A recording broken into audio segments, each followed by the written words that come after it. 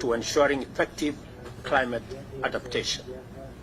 These investments will enable low-carbon, climate-resilient development, not only for Africa, but also for the global community.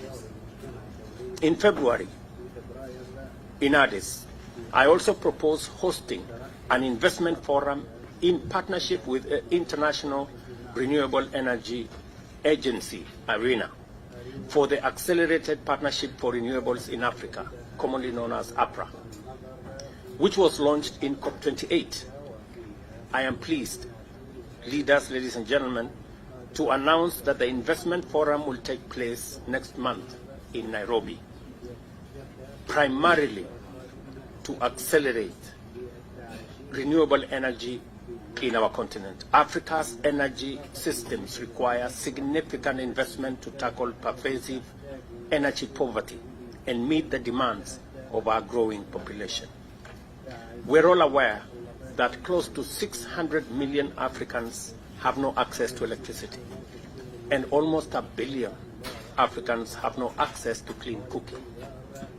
Last year, global investment in energy transition reached a record 1.8 trillion, a 17% increase from 2022. However, Africa attracted less than 3% of this spending, accounting only for 0.6%.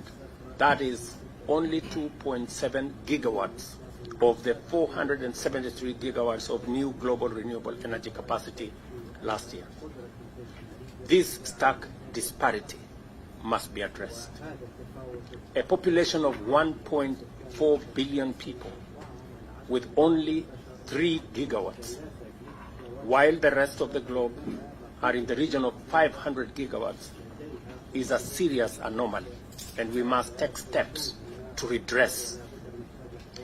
The Accelerated Partnership for Renewables in Africa initiative, launched at COP28, aims to redress this imbalance by accelerating the mobilization of finance, technical assistance, and private sector engagement.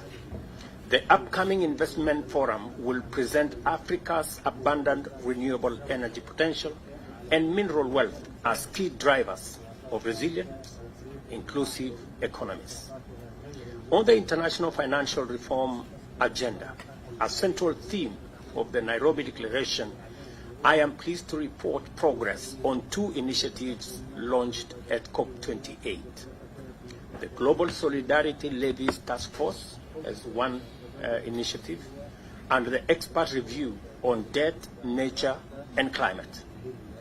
These initiatives are gaining traction, with many countries joining to support sustainable development, climate action, and nature conservation. As climate-related shocks become more frequent and severe, coupled with high debt servicing, government spending on green resilience is constrained. High interest rates and credit downgrades also make refinancing costly, and therefore we must continue to advocate for debt sustainability and the reform of the international financial system to ensure climate justice. On the subject of reform, I have written to the incoming COP29 presidency, and I spoke to them yesterday, to request a high-level political event during the World Leaders Summit, focusing on measuring the green wealth of nations, specifically natural capital and economic productivity in Africa. This event will be led by the Congo Basin countries, and I have spoken to our elder President Sassou Nguesso to lead the way. And the African Development Bank President Adesina has agreed to take charge of this initiative, aiming to re-index GDP to accurately reflect the true wealth of our nations. It is not correct for a wealthy continent like Africa to be classified as poor merely because our wealth has not been taken into account.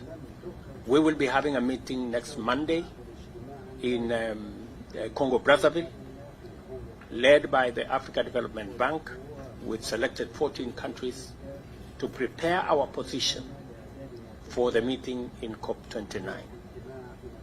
Finally, in February, we tasked the Africa Union Commission with streamlining governance mechanisms for climate change in Africa. This includes aligning the work of this committee with the African Ministerial Conference on Environment, AMCEN, and the Africa Group of Negotiators on Climate Change. I am pleased to inform that during the recent AMCEN meeting in Abidjan, Cote d'Ivoire, the establishment of a secretariat under the AUC for AGN was discussed. And hopefully, we can have a position in this meeting. The Secretariat will help link and coordinate all our initiatives, including the Africa Green Industrialization Initiative and the Africa Climate Summit. This is a significant step towards consolidating our efforts to tackle the climate crisis, enhance green growth, and promote sustainable development across our continent. Ladies and gentlemen, with these few remarks, let me now request my brother, Musa Faki,